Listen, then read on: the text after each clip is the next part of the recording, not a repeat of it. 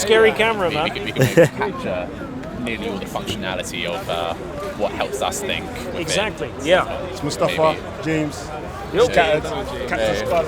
nice to meet you, man. How's it going? How's it good, man? You work in AI?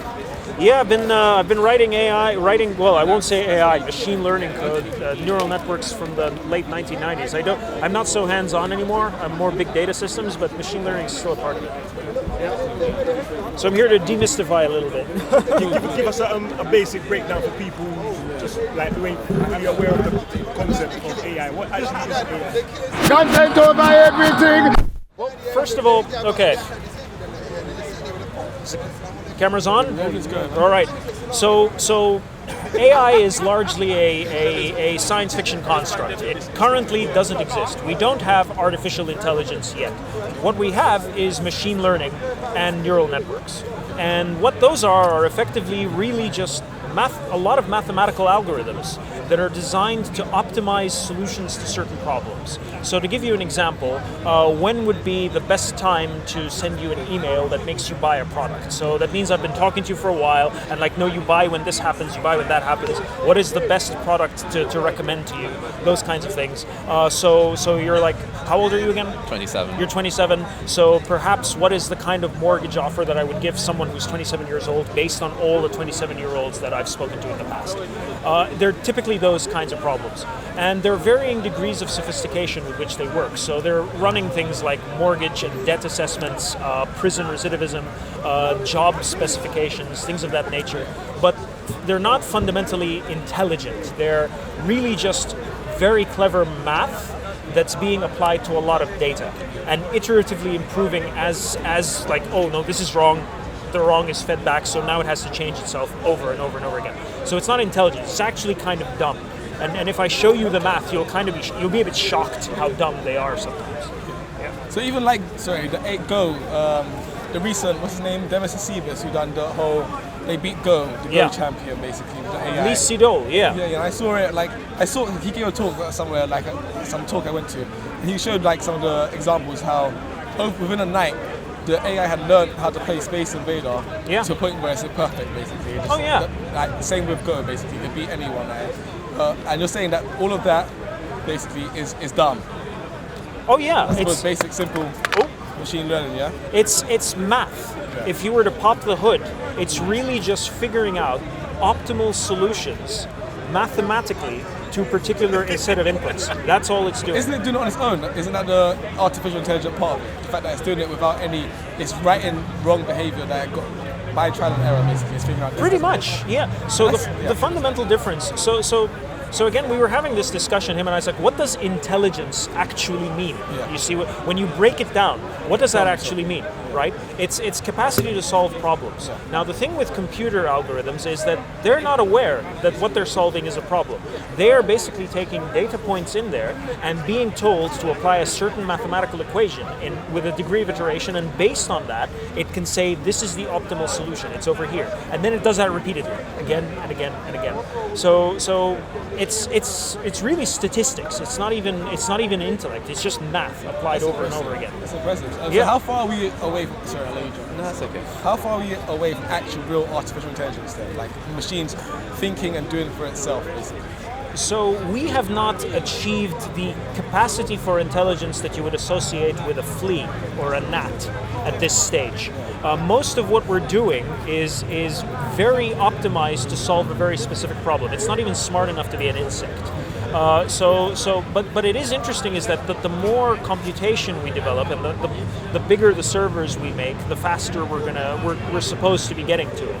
So the only real limitation is that the algorithms themselves, and of course the intellects, the human intellects that are designing those solutions. But no, we're still a pretty long way away. So when people like Elon Musk and all that sort of talking about literally, or was it Stephen Hawking basically talking about artificial intelligence and people bioengineering themselves into super cyborg humans and things like that, and the world ending by this method. It's a very long way away, basically. Well, we're not. Well, think about it this way. So there are several ways of achieving superintelligence. Cybernetics being one of them, and also being the least reliable one, if you think about it, because you still have to interface all of that hardware with the biological system.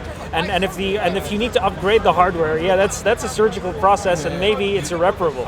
And there's still the limitation of what the human being can do. So yes, our brains are fairly sophisticated instruments. How much change and how much mucking around with the biology can you do before you mess it up? So genetic engineering, for example, was one considered venue to superintelligence. I mean, how much genetic engineering can you do before that population grows superintelligent? But typically those are the least reliable, and they're what Nick Bostrom, the guy who coined the term superintelligent, calls a weak superintelligence. That is, smarter than what we are today, but still not super intelligent, right? The main concerns that he had were and that's where Elon Musk and Stephen Hawking were getting most of their information, is from one book by a guy named Nick Bostrom. It's worth a read. It's very dense, but it's worth a read. And Nick Bostrom basically covered pretty much every possibility that you can come up with. Let's say it exists. What are the outcomes? 90% of the outcomes were horrifying.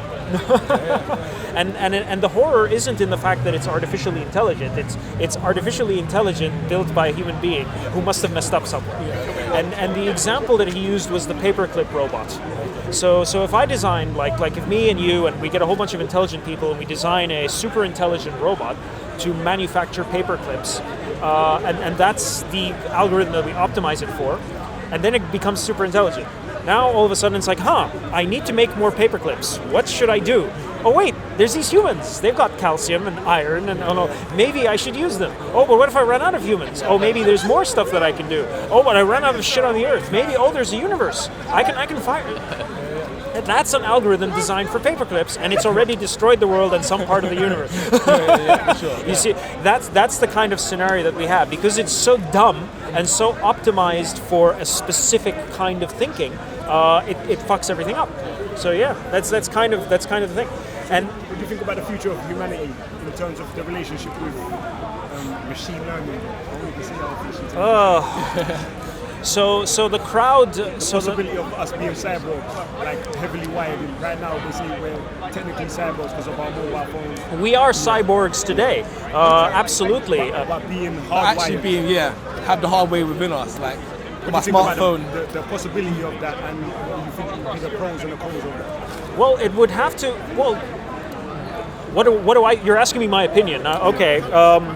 So first of all, we haven't gotten to a point where the hardware that we use is easily embeddable in a human being without like some severe problems with the human being. I can't plug a phone in my brain. My technology would have to be sophisticated to a point where it's all protein based and can kind of take care of itself and will not toxify me, and still maintain the same capacity as a mobile phone that I have. So we're very far from that. Maybe with nanotechnology, maybe if we get sort of like machine learning algorithms that are sort of super, like designing super proteins that we can use, and that's something people are actually working on, like designing super proteins that can actually carry data and cover that. And yes, we can probably embed that and maybe take a pill, and all of a sudden I have the capacity, like to speak to someone else because I have a protein that can emit radio waves. These are biology. That's not like getting in there and but that's the thing. Any sophisticated technology is indistinguishable from like things like biology and magic, because if you think about us as human beings, and if I take away all of the sacredness of being a human being, I look at you just as a body. It's a pretty amazing thing you've got going on there. It figures shit out. It's self-healing. When it's hungry, it knows where to find resources to feed and maintain itself, and it's intelligent enough to figure out external problems that aren't related to the body. That's a fantastic piece of engineering.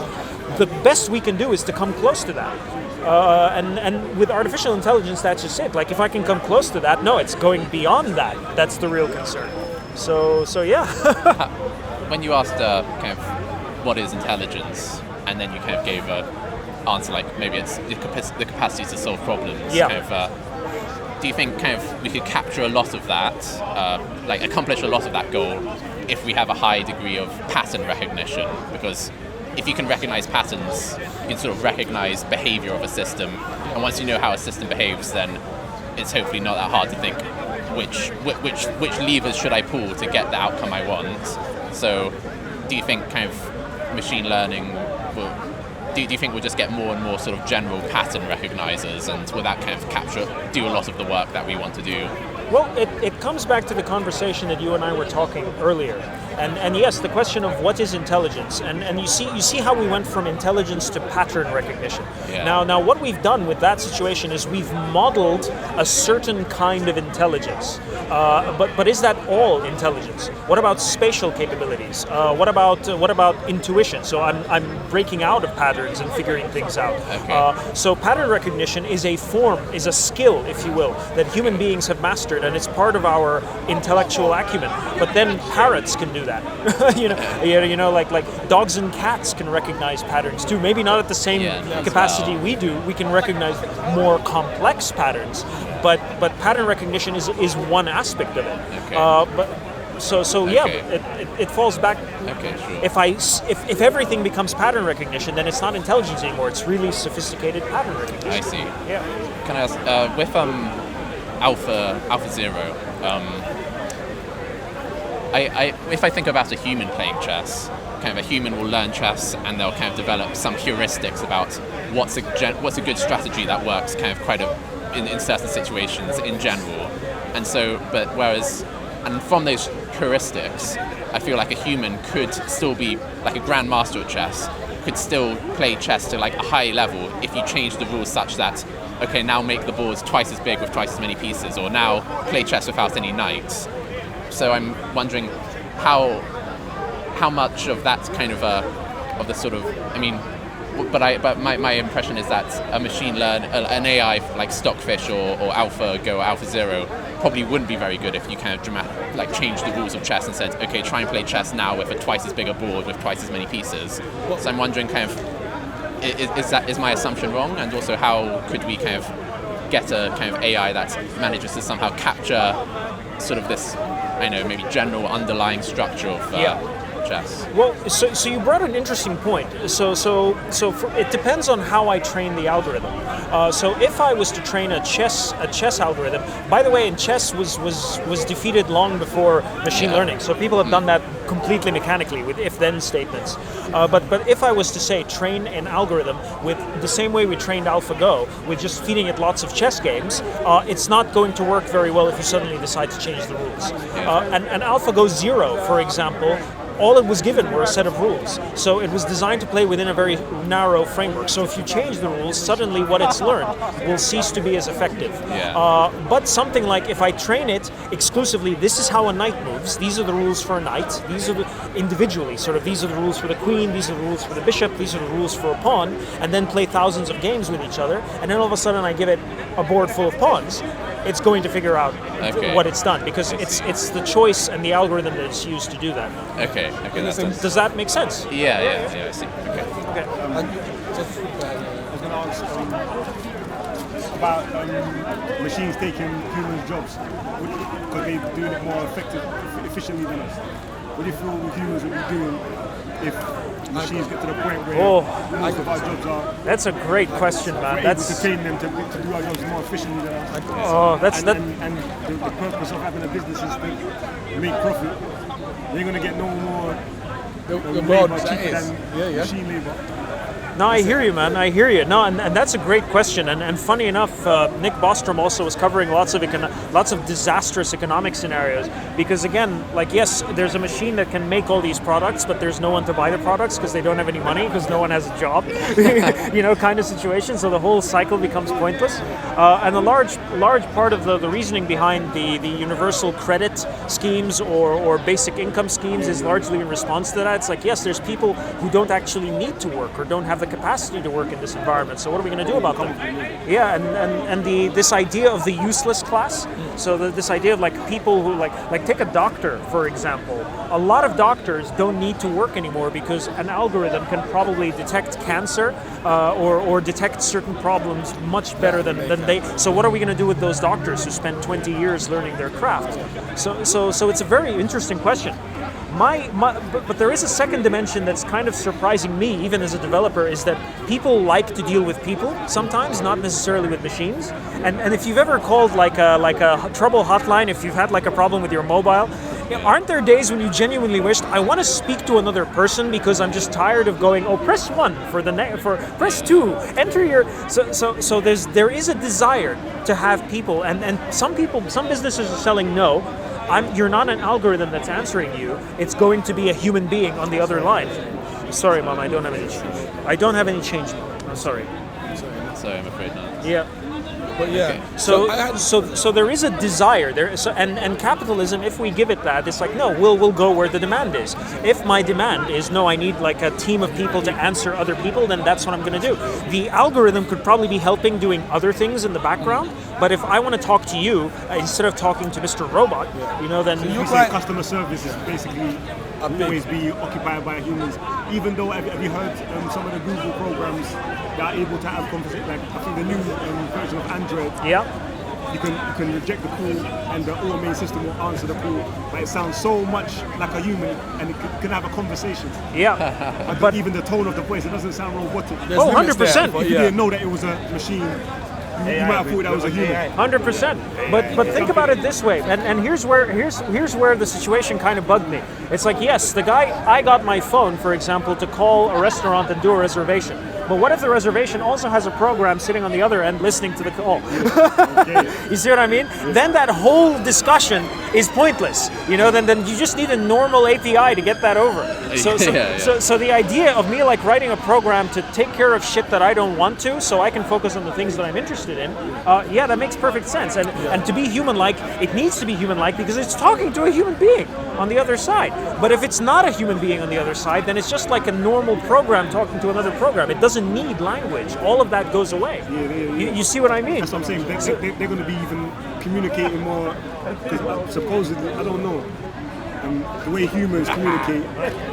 For example, we've got a lot of different languages. Like a Frenchman and an Englishman would have trouble communicating. Exactly. Machines, they might have like a pure, I don't know, because you do programming, so you might know more than me. They might be able to develop ways like they only communicate the way they do now because humans gave them that method of communication. Exactly. They might find more effective ways of communication. 100%. 100%. That's one of the worries that they worry about. And even there was I can't remember a study where a guy did have an AI something similar. They were speaking to each other in different languages, and eventually they started actually speaking in a language and man had no idea what they were speaking about. They developed a shorthand. They assassinate him after. He turned the machine off after that. I think he got shook. So it was two. It was a program that was designed for so-called autonomous agents. So it's like little programs running around in a virtual environment, and they were exchanging information to be able to coordinate things. And their goal was to come up with the most optimal way of coordinating the movements. So they actually developed a shorthand to get things going so that they can coordinate things. It was a fascinating thing to watch. This is why I think that it might be a benefit as well. If we're able to develop programs and machines that are able to do things more effectively than we do currently, and to progress at a rate that it will take us thousands of years to do, maybe if they get to that level that the machines do, maybe we can learn like what they're doing at that level from them. It's like kind of like time traveling in a way. Getting information and digesting it in our current state so we can make those advances without going through 1,000 biological years. Well, again, it depends, you see, on what you mean by advance 1,000 biological years, because there's no way for me, because yes, if we can create like machine... For instance, like we was talking about the machines eventually started communicating in a way that humans couldn't understand, that they believe was more efficient. So then if we were able to study that, however, I don't know how we're going to do that. No, so it's interesting you say that. So have you ever heard of the Center for Applied Rationality? Or the Machine Intelligence Research Institute, MIRI. So those are a bunch of guys. That sounds familiar. Oh yeah, well, so that's interesting because they were set up by a guy called Eliezer Yudkowsky. And if any of you guys are in the rationalist community or the less wrong community, that guy's like the caliph of rationalism, as they like to call him, Eliezer Yudkowsky, and he's the one who set those institutes up. And what he's doing is he's taking traditional machine learning and game theory ideas and applying them to rationality in social situations. So you can actually apply for like a course, CFAR. It's pretty steep. It's like a couple of grand. But it's interesting is that you apply it to social situations and use game theory, how a computer program would solve a certain problem, and then you as a human being mimic that, and they're like, oh shit, this works, and like we don't know why it works, but it does. But there is a downside to that, and that's kind of one of the situations. So think back to Isaac Newton, right?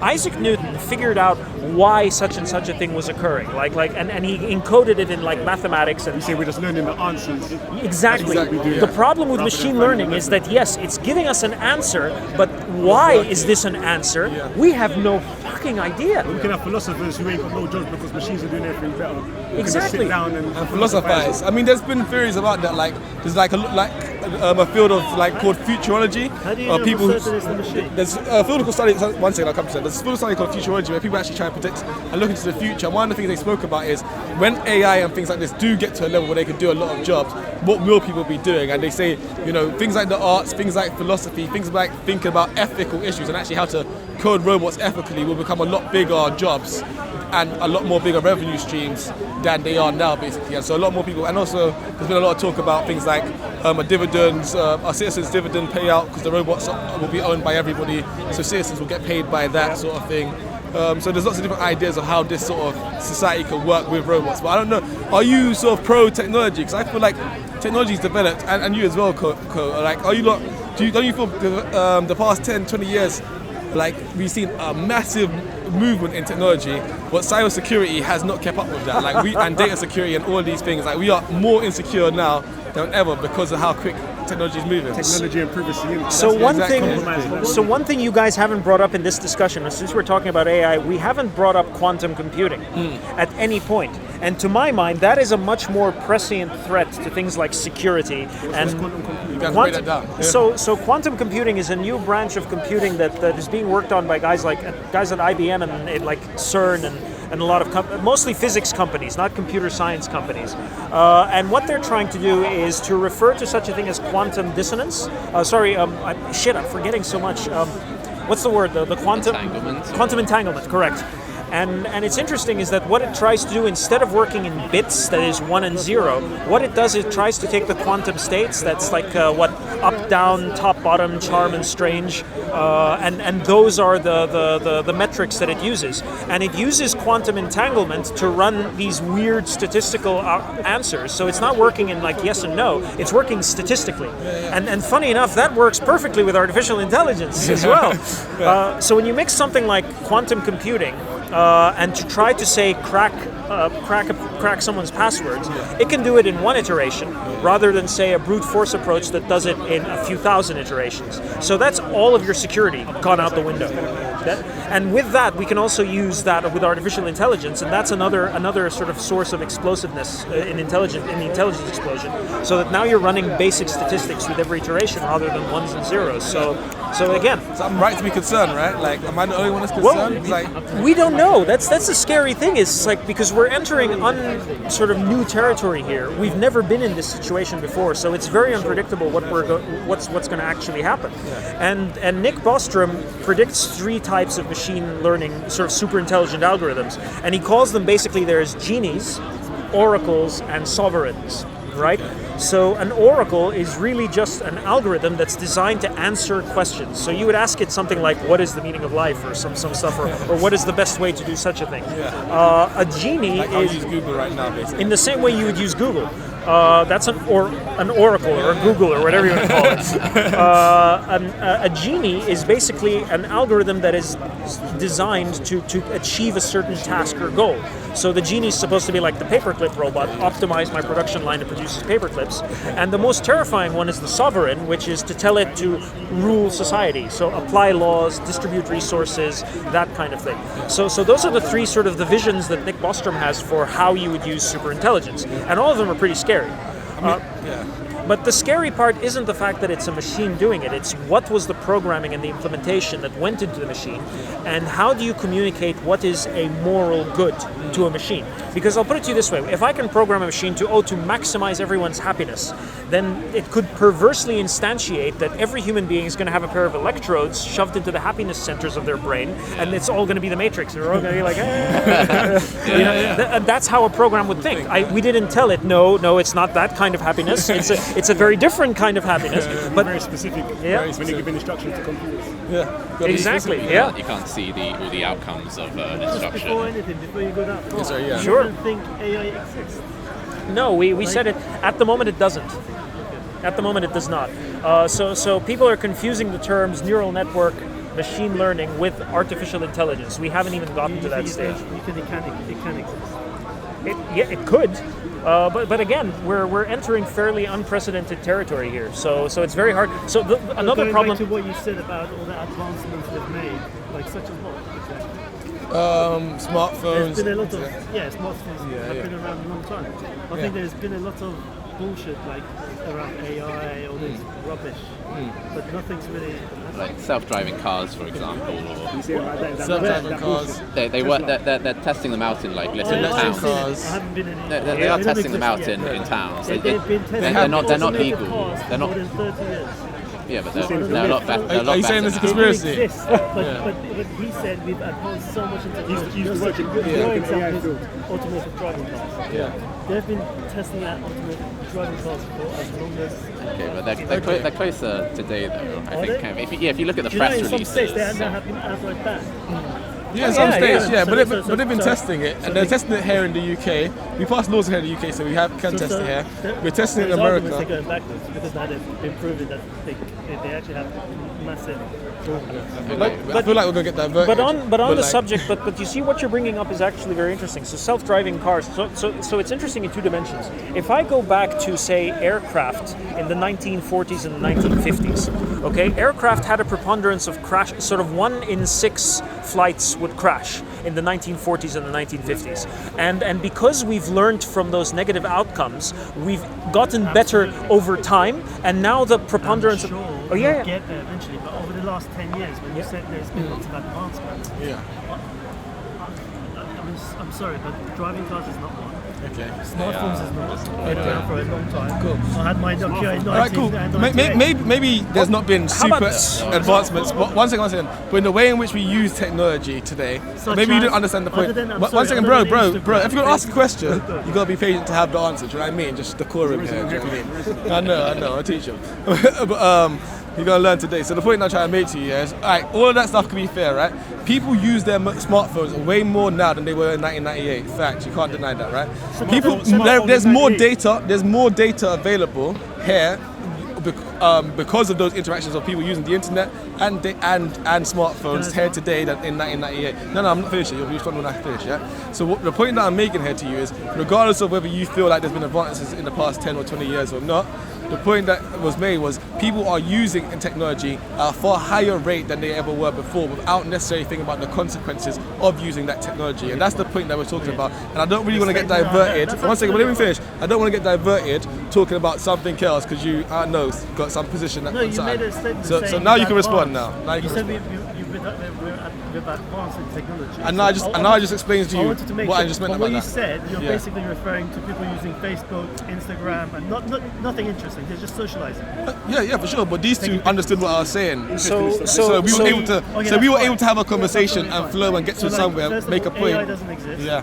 From what I've gathered. doesn't we exist established now. that. Yes. And advancing in technology is mostly around socializing. So the From what you point. just explained. Perfect. Because Cool. other than- Perfect. Cool. people But are not doing cool. much Can we get back to the other than conversation going now? on Instagram, wasting the time on Facebook, and all those. Well, stuff. those aren't so. There's 2 points that you're missing. The first point is that what we're doing is generating more data that can be used by machine. So if I wanted to say mimic a human being, I have More data. terabytes of human interaction, good and bad, that I can access at a heartbeat. Yeah. So that we didn't have before. Yes, it's from useless shit like posting cat videos on YouTube and Instagram. I hear you, but now I can tell an algorithm, oh, humans think cats are cute, and the cuteness factor is something that an algorithm can figure out. And the second thing, and this is where it gets a bit scary, is that no, you are. When was the last time you applied for, say, a mortgage or a loan at a bank? 3 years ago. Yeah. Do you think a human being actually evaluated your credit? It's not a human being.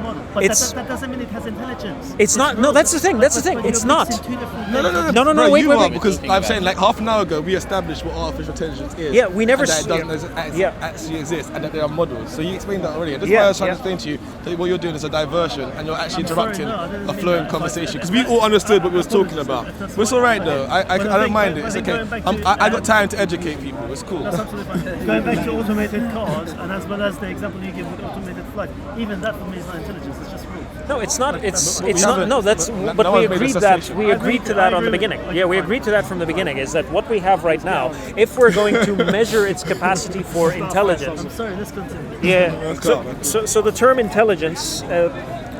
Anyway, what were we talking about before? What were we talking about before you showed up? Talking about quantum. Well, yeah, but we're talking about remember the data quantum Let's talk and about all of that.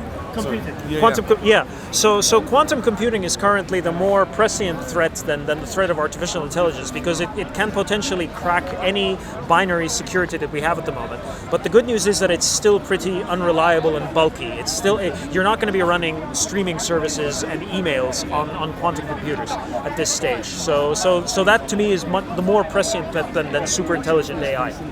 When you said earlier that machine learning is dumb because it's just following a statistical procedure, kind of, can you see a parallel between how kind of in the past, like chemists used to look at a cell and they think, well, we can do chemistry outside the cell, but we can't do these miraculous kind of chemical reactions that are happening within the cell. There must be something beyond. There must be some like life force that's allowing these magical reactions to happen. Could it be that, like, you know, that's what we're at now? Like, we think kind of, oh, that this machine learning, this kind of computation that we're doing now, it's not really intelligence. We're just doing stupid things. There must be something kind of more that's kind of magical. But really, kind of, once we understand the computation and how things work, we'll be in a similar position to how we are at kind of chemistry, where we just think, no, there aren't like sort of two systems or two types of chemistry. Chemistry is chemistry, and, you know, if we have the sophistication, then we can create, you know, just with, you know, deterministic statistical models, we can create something that can like solve any given problem like we can. Yeah. So you bring up a very interesting point. So there's a difference within the space between sort of machine learning algorithms, something that's purely statistical, like say logical regression or Bayesian optimization, versus neural networks. Okay. And it's interesting is that neural networks are not transparent. So you can, as a human being, actually with pen and paper, actually plot the outcome of a neural network, provided that it's a very small number of nodes. But if it's thousands of nodes, you know, and multiple levels long, it's going to be impossible for a human being to figure out what is actually going on in there. And that's where the problem is. It's not that it is impossible to find out. We know that it's not, you know, witchcraft. We know it's not, you know, a life force, elan vital. But it's just so complicated that to do it at the rate that a human can understand could potentially take 10 or 20 years. And that's just one algorithm. The algorithm that we developed in the 1990s was so that was a genetic algorithm and a neural network. So that's two levels of abstraction. And we had no idea what was going on under the hood. It's just, it seems to work. Okay, let's go with it, you know, kind of thinking. As opposed, but if I was to sit down and actually break down what's going on underneath it, I would still be doing that job today. It would have just taken me so long. So I get where you're coming from. The mystery is because of the complexity and the speed of a human being able to compute it, rather than oh, it's a mystery to us. No, we know what's going on in there. It's just not transparent. Okay. Yeah. I just back to my question about data security. Sorry, do you think data security is as big of a threat as people are worried about with the amount of interactions that are going on? And are we able to develop, like for example, we release 5G and all these new systems, we tell everyone to get on it, and then everyone has these networks and all things. But even with the chips that are released in laptops, you hear there's flaw within it, and they have to release a new bit of software to patch that up. Like all of the software that we seem to have, even the hardware we seem to have, all seems to be integrally flawed. But so much of what we do nowadays, in terms of applying for jobs, applying for mortgages, relies on that sort of technology. Do you not think we're going too fast? I don't think so. No, because the reason for that is that there haven't been any major disasters yet. And every time there is a problem, there seems to be a very rapid response to it, or it's been pretty much estimated. But at the same time, it's like there is that threat, is that we as human beings tend to move before we have a full understanding of what it is that we've developed, and that's something that we are guilty of all the time. So are we moving too fast? Well, we haven't gone over a cliff yet, so I genuinely don't know. You don't need to know. You don't need legal I've got a question. I started at one point doing a kind of short course, like introductory course to neural networks, something like that. And one of the kind of results, I think we were like doing a sort of maybe a binary classifier. Like it was meant to kind of classify whether it was one type of thing or another type of thing, and get a high sort of accuracy rate. So and email is spam or not spam, for example. Like that. And so it could have like a very complicated input, but like kind of it would only choose between one or two choices. So I heard that maybe I'm misremembering, but I heard that like kind of you can, with only one kind of hidden layer, you can approximate or optimize any sort of function. Or is that ringing a bell? Yeah, that's mutation. So that sounds like logistic regression. Okay. So in the spam, not spam. Let's just answer that. If you could represent a specification by a number of zeros and ones, there are ways you could mix the two, where just like how it's genetic algorithm. You could actually mix the two. You could leap rather than go through all the permutations. Okay. So it's just advancements to get into your solution. But again, it's more like a random statistical model. I hate to say it's not ML. Yeah, I see what you mean. Ultimately, it's a statistical model, it's guessing. Okay. It's guessing. So guessing to get to your solutions quickly. Yeah. So genetic algorithms are typically optimization methods. They're not. Exactly. It's not considered machine learning. It's just in terms of classification, you could potentially get to your solution quicker if you can guess. Yeah, it's going to be very labor intensive, but it produces surprisingly optimized results. There was even a case where NASA was using a genetic algorithm to develop an antenna, and they still don't know how the antenna works, but it works surprisingly better than the antennas that they have. So by mixing and matching different features. I'll try and remember the exact kind of theory or something, because at the moment my question is too vague to state it properly. But thanks. No worries. Yeah, it's very interesting. Cool. Fair enough. All right, cool. Back to me, because I'm all about the advances of technology. Yeah. And actually how quickly we're doing it and how little we understand. Like I keep saying. So although we as a society haven't gone over the cliff yet, you say, do you not think on a personal level, people have put themselves at tremendous amounts of risk in terms of how much data they provide on the internet and stuff like that? 100%. Yeah. So what you're seeing, a lot of what you're seeing occurring sort of on a political sphere today are actually a result of overdependence on technology and less human interaction.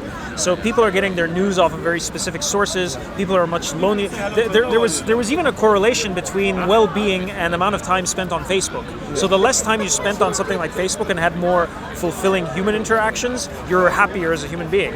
And a lot of the politics, like the whole political situation that we're going on right now, is largely because of technology and the way people have divided themselves. And it's very we're being mind controlled, man. Do you think so? I mean, with Russia doing all these things, like apparently attempted to rig people's elections and literally proving to have like whole farms of like fake profiles where they get activated and they're talking to actual real people in the UK and stuff like that.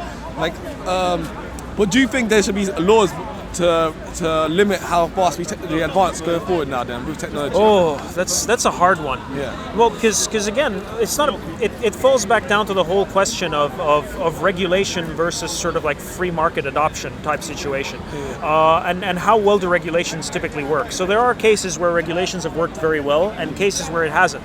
The people I look at the most who seem to understand this better than anyone else are the Amish. Okay. Yeah, think about it this way. So most people have this impression of James. He was talking about Amish last week. He disappeared, man. Yeah. So the Amish are not as anti-technology as we like to think. Okay. So there are some farms where they use tractors and they have electricity and everything, but they make very specific distinctions between, is this technology going to affect my relationships with the people around me? So they're going to get a tractor, right? But they're not going to get a car, because a car means, no, I'm not going to communicate with my neighbors anymore. Or we're going to get like electricity, but we're going to be running it off generators, so we're not dependent on the grid. So now we're not like, so they're very selective of the technology they bring in and the values that that they bring in with it. And that's one thing that we as modern societies don't generally do. It's like, yeah, a mobile phone is fantastic, right? But what are the values? What are the... capitalism encourages that to a certain extent. Though. Exactly. It's like, we can make money off this now, so let's go with it. Exactly. Yeah. And we have a culture of being sort of like, oh, we want the next best thing. Oh, we want the next best thing. Like, think of blockchains. You heard of blockchain, right? Yeah. So I've worked in the field, and to this day, I can't figure out why blockchains are so valuable and so popular. It's like, it's a protocol that's just like, we can do that with anything. Why is this so... decentralized? Sorry? It's decentralized. Yeah, but there's so many things that are decentralized. The database I sell is decentralized. The whole idea of data integrity in a decentralized format is what makes blockchain an amazing technology. Explain it to me then. Not necessarily, no. So why don't you come on and explain it to us? Come in. How about, imagine you have a central database. Yeah. All the information is kept, right? Like the library, right? You have all the books and records. Yeah. Now let's say that database is no longer just there. It's mirrored in your house, in my house. So just in case one of them blows up, there is backups. That's number one. And secondary, there's the second layer of authenticating whether that data is correct for it to go into the blockchain database.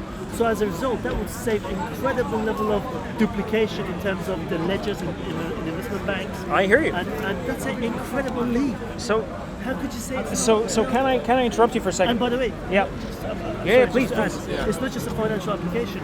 You could go further into all sorts of other databases by making them decentralized. As an example, elections, without having to go, because it's opaque, nobody knows who's voting for who. If it's decentralized, you have much more confidence and it operates much more efficiently. Well, what if I told you that there are countless non-relational databases that actually offer that capability out of the box that are not called blockchain? So if you look at something like, say, Cassandra, that is a masterless distributed database that replicates data across the different nodes with all of everything you describe. And the database that I sell for a living, that's what it does. It's a distributed system. The key, you still need Cassandra's endpoints to store the data for Cassandra. Yes, no, you don't. Nope. It's a flat file. No, it's not a flat file. It's a column store. But we're getting super technical now. But I'm sorry, you cannot store data in Cassandra without the Cassandra technology. Yeah, and the same with blockchain. The whole idea of the blockchain is the contracts, or at least the endpoints, can sit anywhere in your USB without you needing to be married to some form of technology. Yep, and you can do that. You can do that today with the database that we sell. You can put it on a phone. You can put it on a piece of. You can put it on anything. It doesn't really matter. No, you could. In Mongo, you could store data. Yeah. But the issue of it being authenticated in a decentralized format where it's separate without. That's what you mean. So let me break down the other thing with that. It's like that's not entirely true in a blockchain. So the blockchain protocol, you're absolutely right. You have the history of the blockchain since inception, which you cannot alter. But that has to be stored somewhere. Absolutely, and that's why it's decentralized. There's multiple copies of it. Okay, fair point. Okay. So blockchain is amazing, cool, and there's value to it, cool. All right. and then there's the older thing. It's not blockchain. That's big data. That's again, another marketing term that was largely used that no one has actually achieved on the ground. Okay. I tell people I work in big data systems, but really that is a few petabytes. At the end of the day, that you're putting on lots of different databases and servers and distributed environments like Cassandra and Mongo and what have you. And that's about it. At the end of the day, it's just a lot of data in a box somewhere. So again, there's a lot of hype. There's a lot of stuff going out there. DNA databases too, which you might want to. That's still an idea. DNA. So they have stored data on DNA, but the problem is it's not very reliable. Or at least. I'm guessing we'll get that, right? Eventually, but again. The idea of a DNA database is, and it still comes with the same problems that come with DNA. It's like, yes. When you say DNA, you mean actual human DNA? No, just DNA. Or DNA structures? No, actual DNA, not human DNA. The structure of an actual DNA, like a human DNA, to store data. You could store the entire world's data in a shoebox. That's how efficient it is. Pretty much, yeah. So once we get there, it's going to be incredible. Yeah, I've heard about this. But it's still, but again, it's largely an idea. still any implementation is completely sort of like experimental. But the fact that DNA has already been, we are already capable of engineering it or modifying it. Oh yeah. We'll get there soon. Oh yeah. That would be a big leap.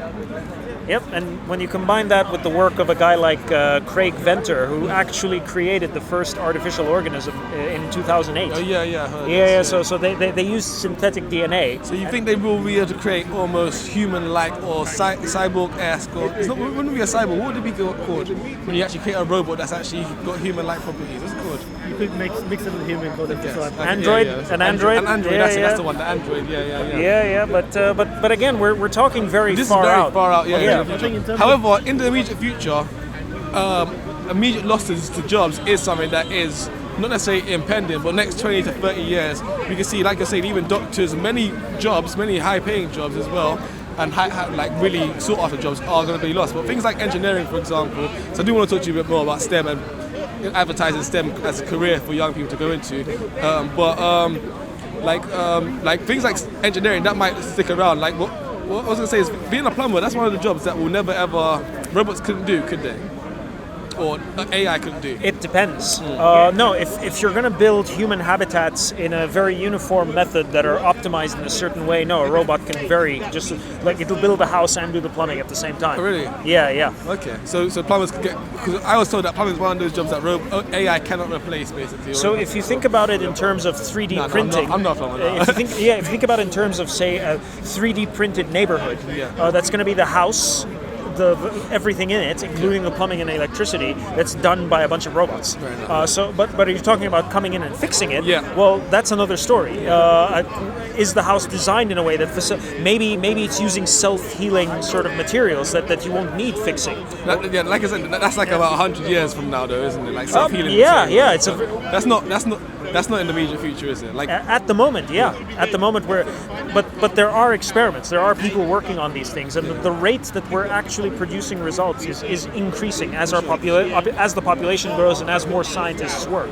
So we're coming up with more and more interesting I think stuff. it's fair to say anything that can be automated, like if you can comprehend it, if it's a simple set of tasks, it will be automated. Yep. And I think if you're interested in maybe safeguarding your career for the longer term, obviously I would say go work for a services kind of company, or find yourself a position where you're involved in the sales, the marketing aspect rather than the doing. Because if it's a task, that will eventually be automated, one way or another.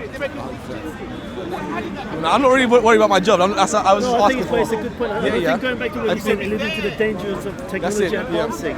I think technology has always been advancing, right? But I think right now the danger is how it's used.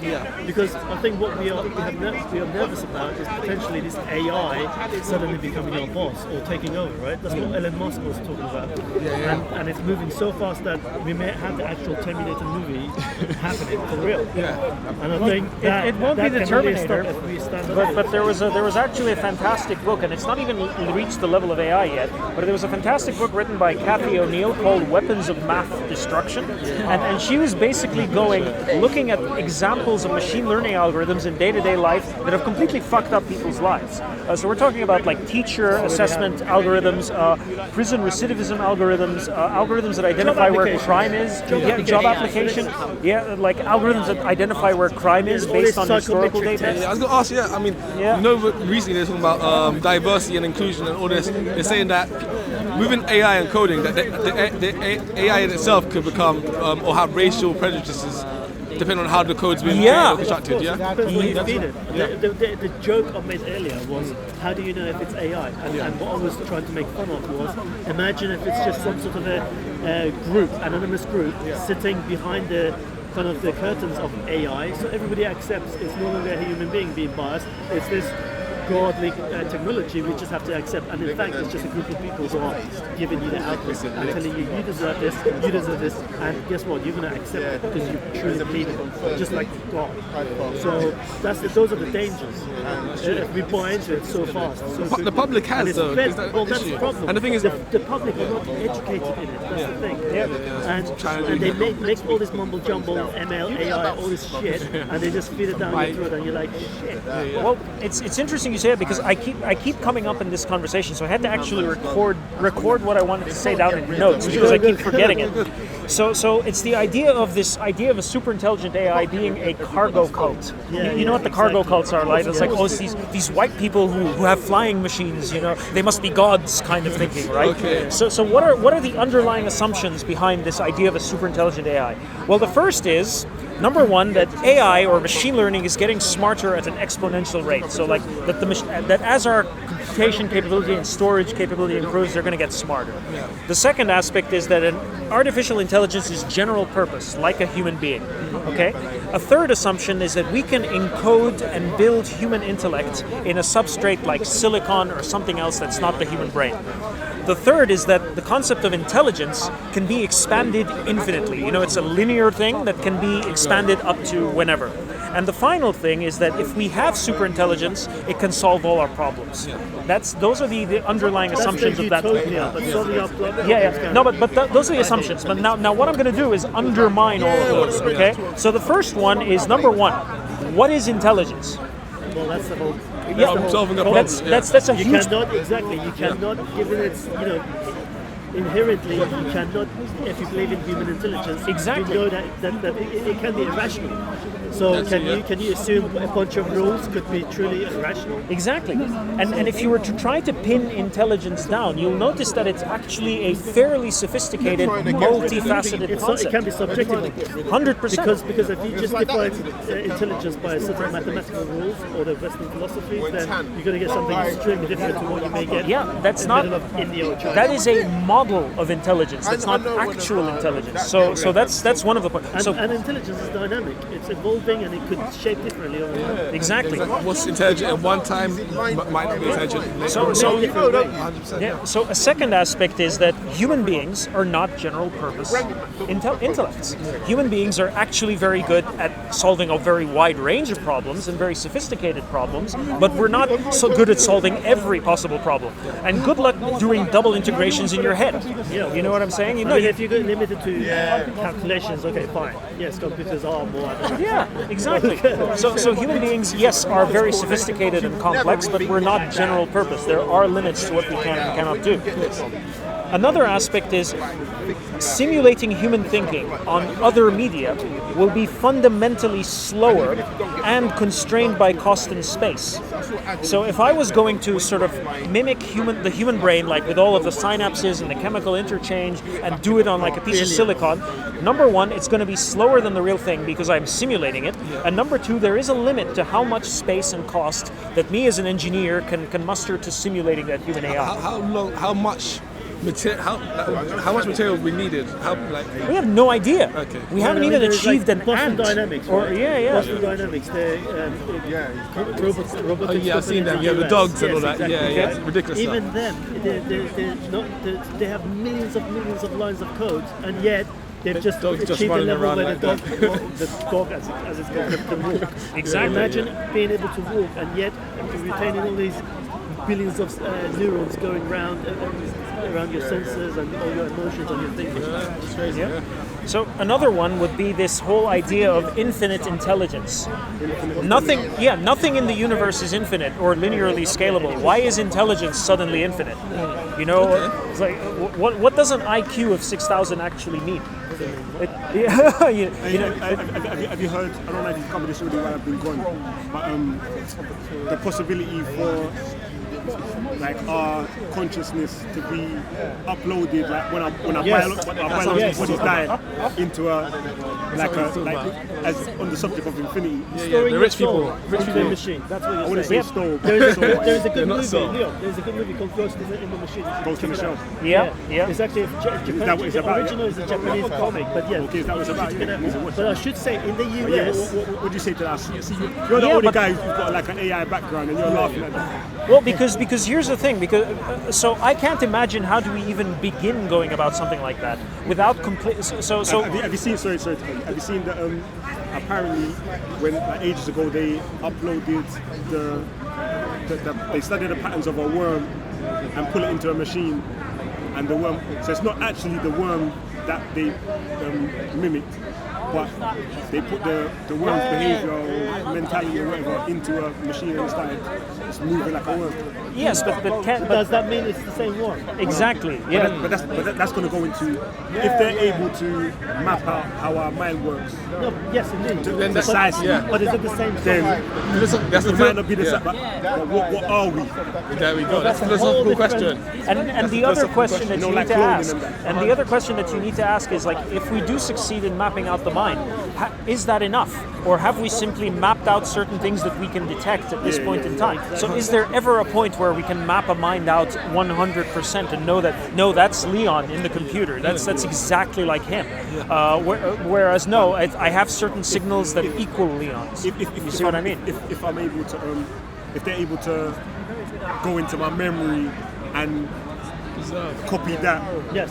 then surely I'll be indistinguishable from the No, but you'll still be there though. For example, let's say we are able to take all the information from your head with all the sensors, right? Yeah. And then we store that into a computer, right? And that computer will babble away like Leon does. It has its real characteristics. But are you that machine now? Are you like in the computer screen looking at yourself? Yeah, that's the big thing about cloning and those things. You're going to be still in that body, right? And here's you what's yourself really going can to never be something and else. here's what's really going to However, terrify you. That's the question of Are you soul, Leon, the sum of your memories? Are you Leon, the guy whose electrical signal? So if I can get the electrical signals of your brain simulated 100% on a computer, and I can store your memories on the computer, have I successfully replicated Leon? I doubt it. I have some signals and some Would data. that replica be able to consider that it may, would it be asking the same questions? Am I Leon? That's the thing. Imagine that. It could make it could. But if it's able to live might- forever, would it be something that you would be able to, that you would want to try? No, If you know your biological body, we all But it know won't one day be we're out of it. I doubt it.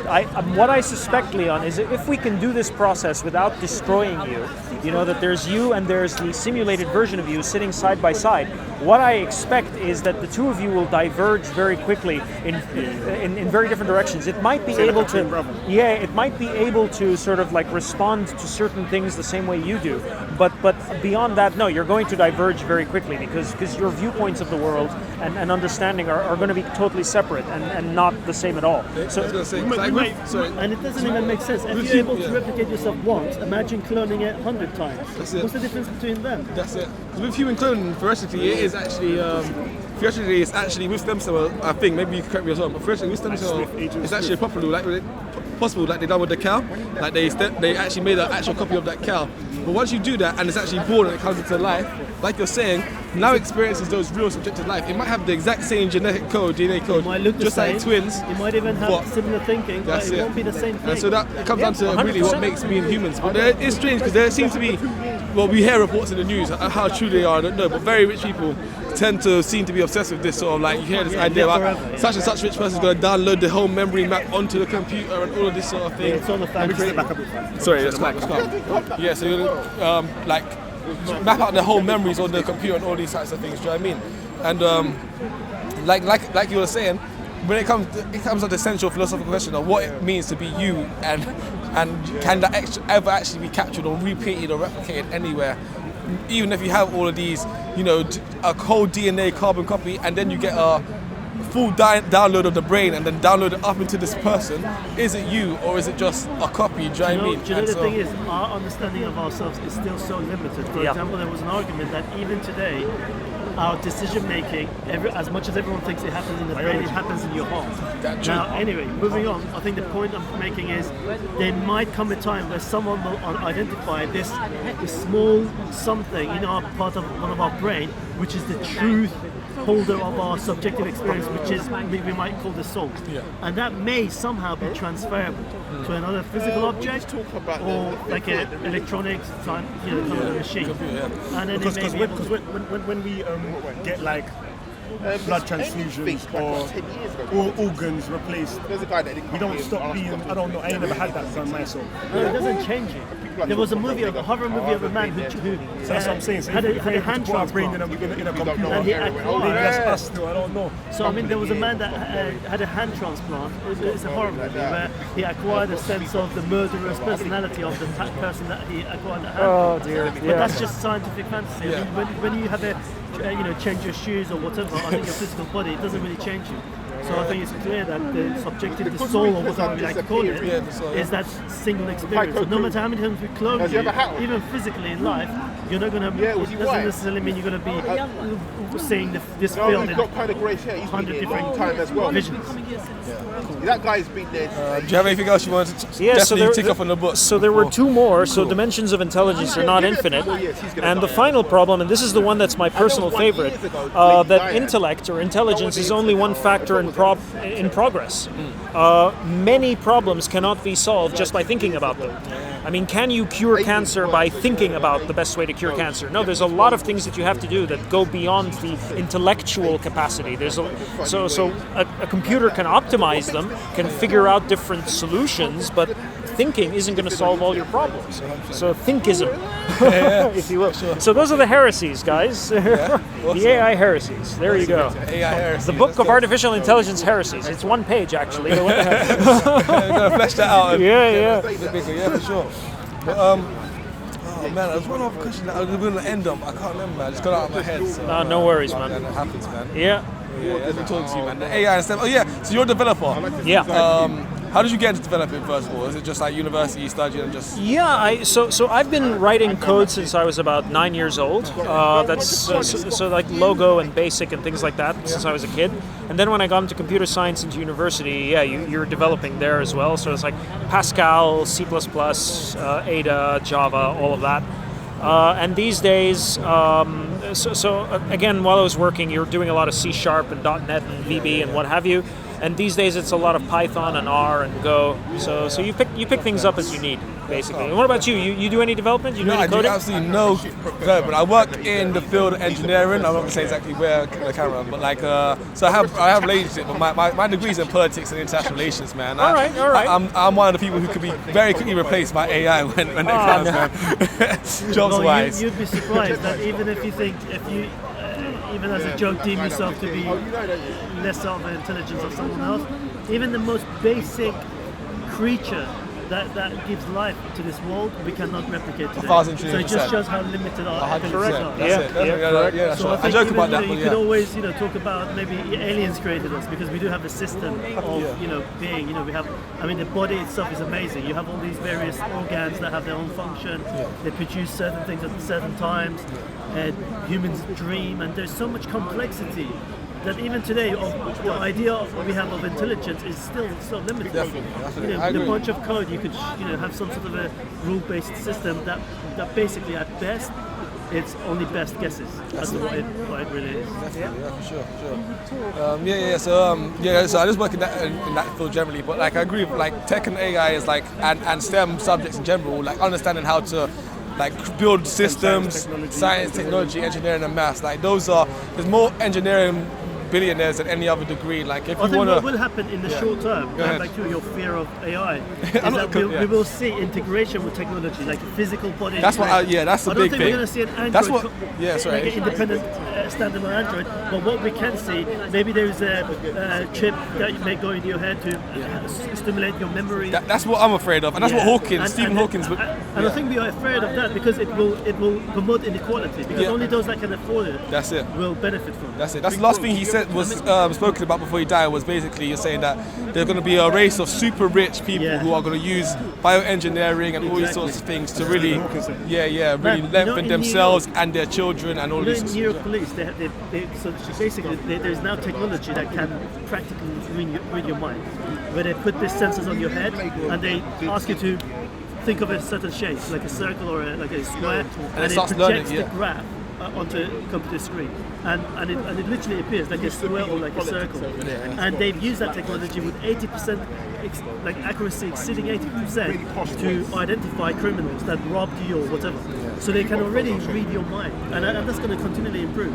And imagine at some point they're going to be able to shape your mind. So if you could pay like some. They're already doing that. That's already happening today. That's already happening today. Yeah. So you could pay someone a couple of £1,000 and acquire like a scientific degree in 5 minutes, rather than go 3 years to a university. And the issue we both have, I don't think that's great technology, right? But the problem is when it costs like £100,000 and it's going to cause inequality. So you're going to have this super race, and you're going to have this really dumb race. And that's going to be... Like computer hackers, you can be like a... That's the thing. And the problem with doing all of that sort of stuff is, once you start plugging yourself up to a system, and if I'm a very smart computer hacker, I might be able to hack your brain. Sorry. So that's what you're going to say. It's going to get really Up here, it'd probably kill all of us. That too. Well, Be like Anonymous and all of those. Yeah, Anonymous and them, man, yeah. There's loads of scientific movies, Blade Runner, I think, was one of a few others. That's why you have to get people doing the STEM from now, so we have them hackers who on the good side. Oh no, that's coming up. It's like the more young people I speak to, the more interest and awareness they have of this subject. But what worries me is the lack of debate and discussion on this topic in the media or in a broader way. Oh yeah. Because if we recognize the dangers, right, with COE and all the rest, I think we could put a stop to it without it leading to a Terminator scenario, right? That's it, yeah. So, could be So the thing that gives me hope for the future, because again I was hanging out with the MIRI and CFAR guys a few weeks ago, and they're all younger people. They're all like in their late teens and their early 20s, and this idea of machine learning associations and machine learning optimization capabilities and machine learning sort of getting together and talking about it and figuring out solutions to that problem is something that younger people are already starting to take care of. And I'm pretty shocked at how young some of them are. So I'm pushing 40 years old this year, okay? Those guys are like 22. So they're already far, like they would never talk to a guy. So when I tell them about the work I did in the 1990s with machine learning, they're like, "You're a fucking dinosaur, man." We've gone way past that. I hate to say, yeah. you will probably with a better group of smarter kids than the average kid down the whatever. But I know what you mean. But all it takes is a dedicated minority. It doesn't. It shouldn't. The thing that I found is that the more people come into this, the more confusing and diverse the debate gets. No, we need a dedicated, intolerant minority, and they can impose their idea. That's Taleb's idea, yeah. But that's in a very positive way. It's like, no, I want a dedicated, specialized minority taking care of this problem rather than everybody and his mother getting in. Because this is not about democracy anymore. This is about, no, we need people who know shit to actually solve a problem. So no, keep them small, keep them secluded, let them solve the problem. If you're a young person that happens to be a hacker or into that sort of thing, come down to the park and you don't have to come on camera even. We'll talk. As we're part Anonymous, because we need the good brothers getting involved. Yeah. So my knowledge is pretty high level compared to you sophisticated hackers. Come and put me in my place, man. I'm putting myself out there. All right. I think an underlying theme, just basically underlying all of this, is the moral and ethical aspect of this. Correct. Which I think we all fear. That we do want this technological advancement, and we fear that we may actually not benefit from it. Frozen out. And for all sorts of different reasons, whether it's racial, whether it's monetary or whatever. And I think the more people that can come here and we can have a dialogue with, that could always help us, right? We want people on our side, right? We don't want to fight, have a fight with the wrong people. Yeah, exactly. Cool. I think this conversation, man, that's it. That's man. Good one, man. I like that one, man. Right, man. Bro. Likewise, bro. Camera off yet, so I can tell you what I want. I want to ask. Cool. Alright, cool. I'll catch you in a bit, yeah. Sure thing, man. I'm going to ask you as well next door, just some basic questions about Speaker's Corner.